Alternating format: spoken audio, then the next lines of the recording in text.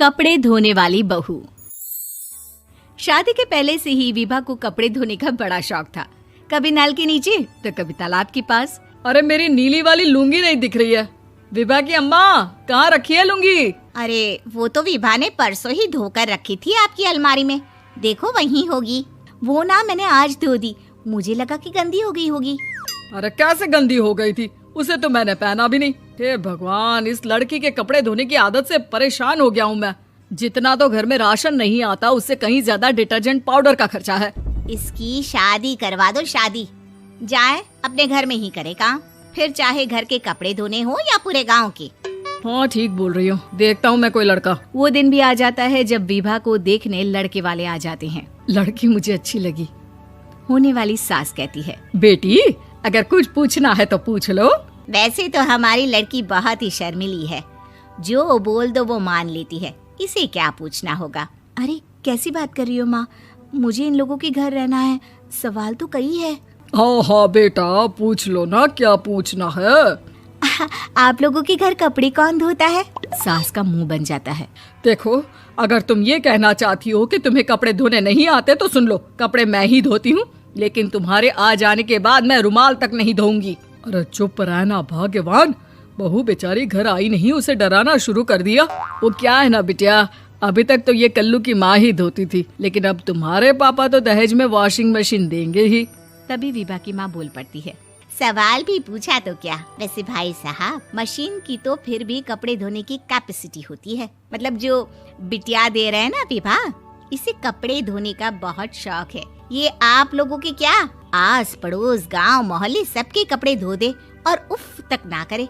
बाहर देखा नहीं आपने कितने कपड़े सूख रहे हैं? सब हमारी बिटिया ने ही तो धोए हैं। बस भी करो ना माँ, शर्म आ रही इतनी तारीफ सुनकर।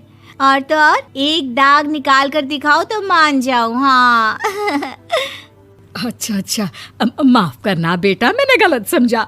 हमें तो रिश्ता बहुत पसंद है। और ऐसे जुड़ जाता है रिश्ता कपड़े धोने का शौक रखने वाली विभा का। उसकी शादी हो जाती है कोयला फैक्ट्री में काम करने वाले कल्लू के साथ। शादी के बाद अचानक विभा चिल्लाती हुई सास के पास आती है। सासू माँ, अरे सासू माँ कहाँ है आप? ये तो धोखा है, धोखा दिया आप लोगों ने मुझे। इसे ससुर के चक्कर के बारे में पता चल गया। अरे तो उसमें तुझे क्यों धोखा मिला है? अरे नल में पानी नहीं आता, कपड़े कैसे कब धुलेंगे? अच्छा, तू पानी नहीं आ रहा उसकी बात कर रही है। तो आपने क्या सोचा? कुछ नहीं। अच्छा, तेरी माँ ने कहा था कि कपड़े धोने का शौक है तुझे, याद आया मुझे।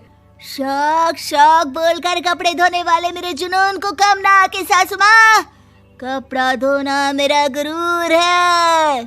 तभी पति भी वहाँ आ जाता है। अभी मैंने इसे सनी देओल की फिल्म दिखाई है, उसी के डायलॉग मार रही है माँ। अच्छा सुन, साफ साफ बता रही हूँ, पानी सुबह 4 से 6 और शाम को 10 से 12 आता है, समझी? विभा टाइमिंग सुनकर हैरान हो जाती है। ये क्या भूतों का मोहल्ला है? सुबह 4 बजे उठकर कौन कपड़े धोता है? 4 बजे टंकी में पानी जाता है, फिर सारा दिन धोना ना, किसने मना किया? अरे कैसी बात कर रही हैं? 200 लीटर की टंकी में कितने कपड़े धो लूंगी मैं? सुबह ही उठ जाऊंगी मैं। अब क्या था, विभा सुबह 4 से लेकर रात के 12 बजे तक कपड़े ही धोती रहती। एक रोज सास पड़ोस से निकलकर कहीं जा रही होती है कि साथ वाली कहती है, हाँ कल्लू की माँ, जरा ये बताओ कि 2 साड़ी है, 2 ब्लाउज और एक पेटीकोट और एक नाड़े वाला लंबा कच्छा। हाँ तो? अरे तो क्या, कितना लोगी धुलाई ये बताओ। धोबन दिख रहे हैं हम क्या?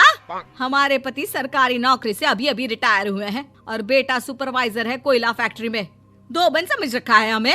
हाय रे कल्लू की अम्मा, माफ कर दो, वो तो मोहल्ले में यही सब बता रहे थे कि तुमने बहू को कपड़ा धुलवाने के काम में लगा दिया है। सास को पड़ोसन की बात सुनकर गुस्सा आ जाता है। वो घर पहुंचती है जहां घर के बाहर ही इतने सारे कपड़े सूख रहे होते हैं जितने कि किसी धोबन के घर पर। अरे ओ कल्लू की दुल्हन, बाहर निकल।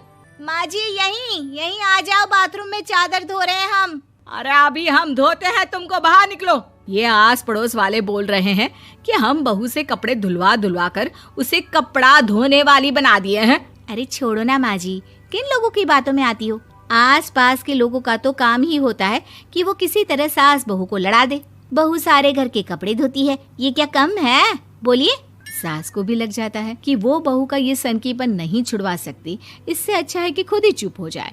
एक रोज सास और बहू मंदिर जाते हैं, जहाँ सास की साड़ी वहाँ खड़ी भीख मांगने वाली से मिलती है। माँ जी क्या बात है, आपकी साड़ी उस भिखारन से कितनी मिल रही है ना? हाँ हाँ, देखो तो दोनों की साड़ी मिल रही है। क्या बात है कल्लू की अम्मा, तुम खुद को तो अफसर की बीवी बताती हो और ऐसी सिंपल सी प्लेन साड़ी पहनकर घूमती हो। सिंपल और प्लेन नहीं है ये साड़ी। तो क्या सोने के धागे से फूल बने हैं? कुछ भी सासू माँ, कुछ भी। हाँ, बने थे इस साड़ी में सोने के धागे से फूल। मेरे पति लेकर आए थे मद्रास से स्पेशली मेरे लिए 10,000 की। ताहे भाई साहब इस भिखारन के लिए भी सेम टू सेम साड़ी लेकर आए होंगे 10,000 की।